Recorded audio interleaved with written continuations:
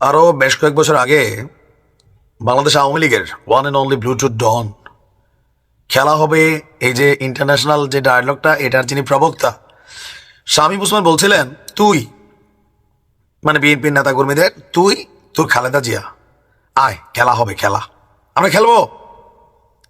এখন সেই খেলা শামীম ওসমানের উপর অনেক ভারী পড়তে যাচ্ছে।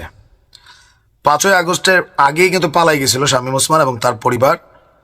আর 5ই আগস্ট পরবর্তী সময় তার অবস্থান আমরা দেখেছি দিল্লিতে, এরপরে বিভিন্ন মারফতে দেখলাম যে আমরা দুবাইতে অবস্থান করছেন, বাট প্রকৃতভাবে কোথায় শামীম ওসমান আছে এটার স্পষ্ট তথ্য নেই। এখন এই যে তিনি গায়েব হয়ে গেলেন, গায়েব থেকে তাকে খোঁজে বের করে বাংলাদেশে ফিরানো হবে, তারপরে ওনার সাথে খেলা হবে। আর এইসব কারা করছে? অন্তর্বর্তী সরকার তো করছেই।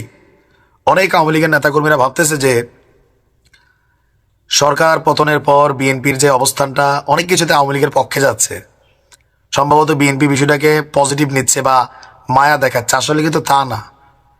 সিচুয়েশনটা এমন, বিএনপি ওই জিনিসগুলোতেই শক্ত হচ্ছে যেগুলা তাদের জন্য দরকার। যেমন সংবিধান, এই 72-এর সংবিধান বিএনপির জন্য দরকার।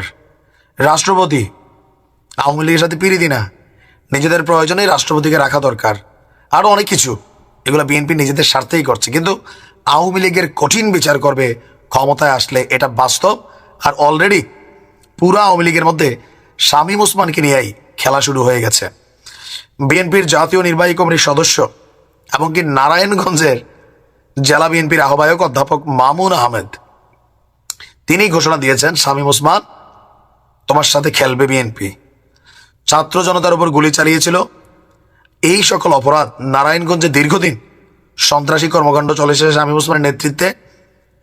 তাদেরকে বাপ ছেলে দুজনকেই দেশে এনে বিচার করা হবে, এটা নারায়ণগঞ্জের মানুষের প্রত্যাশা এবং ওনার ওয়াদা এক ধরনের। আজকে আপনার কি বলা হয় যে একটা প্রোগ্রাম ছিল, তিনি বলছেন যে নির্ভয়ে পথ চলা যায়, কথা বলা যায়, এমন একটি বাংলাদেশ গড়ার প্রত্যাশা বিএনপির। রাজনীতিবিদদের দেখলে কারুর বুকের পানি যেন শুকিয়ে না যায়। আর অতীতে এই নারায়ণগঞ্জে সকল কিছুর সাম্রাজ্য, গুন্ডামি, পান্ডামির একটা আখড়া বানিয়েছিল শামীম ওসমান এবং তার পরিবার বা রিলেটিভসরা। দীর্ঘ 16 বছর মানুষ বন্দী ছিল এই পরিবারটার কাছে বা তাদের যে সিন্ডিকেট আছে।